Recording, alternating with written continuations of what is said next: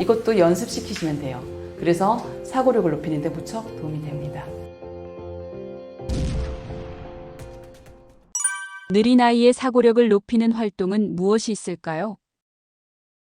사고력을 높이기 위해서 제일 첫 번째는 육하 원칙. 그렇죠. 대부분 알고 계시는데 우리 느린 아이들에게는 이 육하 원칙을 잘 안 가르쳐 주시더라고요. 왜냐면 아직 이거 육하 원칙 하기에 아이가 너무 어렵다. 이렇게 생각을 하시는 거예요. 그래서 그렇게 하시면 안 됩니다. 시간이 그렇게 늘 막 이렇게 기다려주지 않아요. 그래서 정말 안 되면 제가 육하 원칙을 크게 써서 칠판에라도 붙여서 일단 처음에 외우게라도 시키게 해요. 시각적인 기능은 아이들이 뛰어난 아이들이 많아서 외우는 것은 잘해요.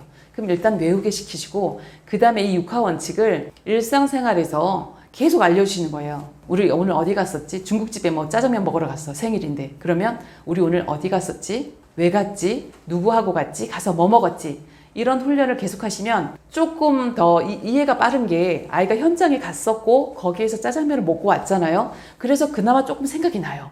거기 아빠랑 갔었지. 우리 거기서 짜장면 먹었지 하다 보면 어렴풋이 생각이 나요. 그래서 이렇게 한번 아이가 봐왔던 것을 시각적으로 봤던 것을 일상에서 계속 연습하시면 되게 효과가 좋고요. 또 요게 잘하는 아이들이다. 요 정도는 이제 잘한다 하시면 책을 읽고 책에서 육하원칙 질문을 하셔도 되고 요즘에는 학습지가 잘 나와서 한 문장에 육하원칙을 찾는 문장들을 샘플로 많이 이제 내보내는 교재들이 있어요. 그걸 가지고서라도 육하원칙에 대한 개념을 알려주시는 게 정말 도움이 됩니다. 그 다음에 두 번째는 책을 읽거나 또는 어떤 오늘에 있었던 일들을 아이가 아주 한 문장이라도 괜찮아요. 그 책을 읽은 것을 엄마에게 이야기하는 것을 매일매일 실천해 보세요.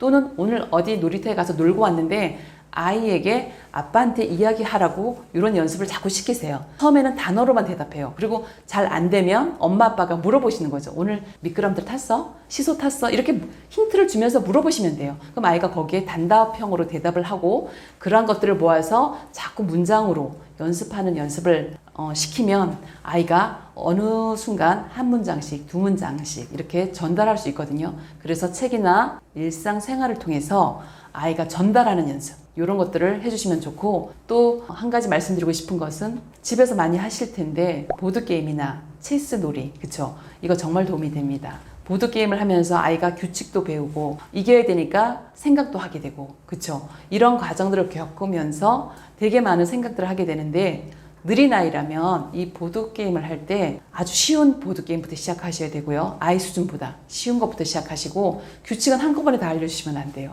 규칙은 아이가 익히면서 한 개씩 한 개씩 추가하셔서 알려주셔야 돼요. 아이가 이제 어느 정도 게임을 하게 됐을 때 부모님이 조금씩 힌트를 주는 거예요. 아이가 생각할 수 있도록. 체스를 하는데 저는 그렇게 하거든요. 거기에 가면 엄마가 너 먹을 수도 있는데 엄마가 지금 이쪽으로 옮겼는데 왜 움직였을까? 이 말을 왜 이쪽에 움직였을까? 네 거 한번 잘 점검해봐. 이런 식으로 제가 힌트를 주거든요. 그래서 이런 과정들을 같이 넣으셔서 보드게임을 하시면 아이가 생각하는데 훨씬 도움이 됩니다. 네 번째로는 과학 실험이 정말 도움이 되는데 아이들이랑 집에서 아주 간단하게 할 수 있는 과학 실험이 정말 많아요. 종이배를 만들어서 물에 띄웠는데 어떤 거는 잘 가는데 어떤 거는 왜 넘어지지? 왜 잠수를 하지? 이런 것들 그냥 아이랑 놀면서 생각할 수 있는 것들을 하나씩 던져주시면 돼요. 뭐 이거랑 이거랑 섞었는데 이거는 왜 이렇게 스펀지에 물이 잘 들어가지? 뭐 이건 휴지는 왜 물이 이렇게 잘 빨아들이지? 이건 왜 물을 못 빨아들이지? 아주 쉬운 것들이 많아요. 이런 것들로 그냥 아이 수준에 맞춰서 하시면 되고 최근에 이제 보면 학교에서도 많이 활용하는 게임들인데 그래비 트랙스라고 해서 이런 것들은 과학 실험의 과학의 어떤 원리를 이용해서 만든 놀이기구들이라서 요거를 해보니까 아이가 스스로 길을 만들고 지렛대를 이용하고 뭐 이런 힘의 원리도 이용하면서 아이가 그런 것들을 계속 생각하면서 그걸 만드는 것을 제가 보니까 그런 것들은 되게 도움이 될 것 같습니다. 한 가지 더 말씀드리고 싶은 것은 글쓰기 연습을 하시면 가장 좋아요. 글쓰기 되게 어렵다고 생각하시는데 이것도 연습시키시면 돼요. 그래서 아이의 수준에 따라 다르게 하는데 전혀 아이가 지금 글 쓰는 게 안 된다. 그림 일기라도 시키시면 되고 또 글 쓰는 거는 너무 어려워해요 하면 아주 짧은 동시집을 필사를 시키셔도 돼요. 시작은 그렇게 하시고 그 다음에 점차적으로 어떤 문장에 가로 채우기 그럼 단어만 집어넣으면 되니까 이런 가로 채우기 예시를 주셔서 가로 채우기 하시고 좀 잘하면 그때부터 한 줄 쓰기 뭐 세 줄 쓰기 하셔서 글 쓰는 연습을 하시면 사고력을 높이는 데 무척 도움이 됩니다. 아이의 말을 빠르게 성장시키는 방법이 있나요?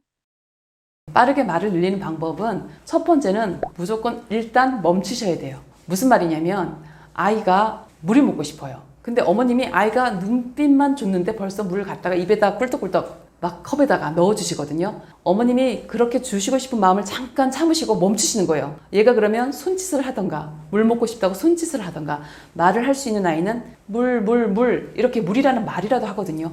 그걸 기다리시라는 거예요. 아이의 말을 늘리고 싶으시다면 한 번이라도 더 표현하고 말을 할 수 있도록 어머님이 잠깐 멈추세요. 제가 왜 이 말씀을 드리냐면 부모님이 아이들을 볼 때 제가 가만히 가서 보니까 과일도 다 깎아서 뭐 사탕 이런 것도 다 까서 앞에 딱 진열을 해놓고 아이가 손대서 먹는 것도 못 참으셔서 어머님이 손 넣어서 그냥 입에 쏙쏙쏙 다 넣어주기만 하시더라고요. 그러면 더 말이 늦어지고 아이는 더 표현하는 것이 늦어질 수 있으니까 기다리세요. 아이가 뭔가라도 움직이도록 신호를 주도록 기다리세요.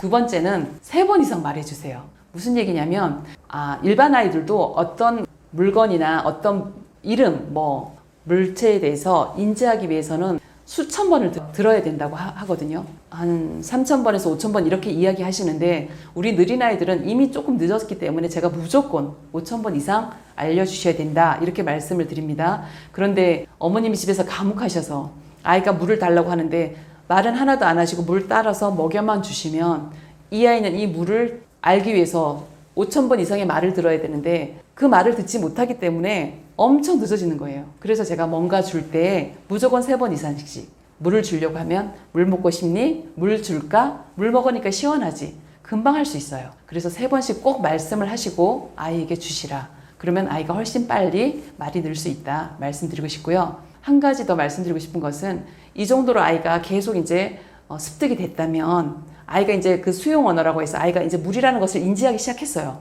그러면 그때 어머님이 표현할 수 있도록 이제 물 해봐. 이때 시키셔야 돼요. 이게 뭐야? 물 해봐. 이렇게 따라 할 수 있도록 이때 아이에게 물이라는 것을 표현할 수 있도록 기회를 주셔야 된다. 예, 그렇게 기회를 주시면 아이들이 물 뭐 이렇게 하다가 언젠가 물 이렇게 튀어나오거든요. 그 순간을 놓치지 마시고 계속 격려해 주시고 계속 잘할 수 있도록 시켜주시면 좋을 것 같습니다. 한 단어씩 말이 나오잖아요. 그러면 이때 좀 확장을 해주셔야 돼요. 물 했으면 물은 잘하니까 뭐 다른 과일 주스나 오렌지로 바꾸셔도 되고 또 물만 했다면 이때는 그 다음에 붙여서 주세요. 물 주세요를 연습하시면 되고 물 주세요를 잘하면 그 다음에 앞에 엄마 물 주세요. 엄마가 없으면 아빠 물 주세요. 물 대신에 엄마 장난감 주세요. 이렇게 막 바꾸시면서 아이에 맞춰서 계속 단어를 확장해 주시고 문장이 될 수 있도록 자연스럽게 늘려주시면 됩니다. 그리고 한 가지 또 말씀드리고 싶은 것은 말을 잘할 수 있도록 움직여야 되는 이 입에 관련된 기관을 조음 기관이라고 하는데 집에서 놀이하면서 이 조음 기관을 많이 훈련해 주시면 훨씬 빨리 됩니다. 언어 치료나 언어 수업을 할 때 이 조음 기관 훈련을 거의 필수적으로 다 합니다. 집에서 할 수 있는 것들로는 비눗방울 불기, 피리 불기, 풍선 불기, 뭐 촛불 끄기, 이제 입술을 동그랗게 말아서 손등에 대고 뽀뽀하기, 뭐 이런 여러 가지가 있는데 이건 언어 수업을 할 때 선생님들이 충분히 이 방법들을 알려주실 거라고 생각해요. 그래서 이런 것들을 할 수 있는 것들을 집에서 계속 연습해 주시고 볼 마사지도 해주시고 이렇게 해서 조음 기관이 잘 훈련될 수 있도록 도와주는 것도 좋은 방법입니다.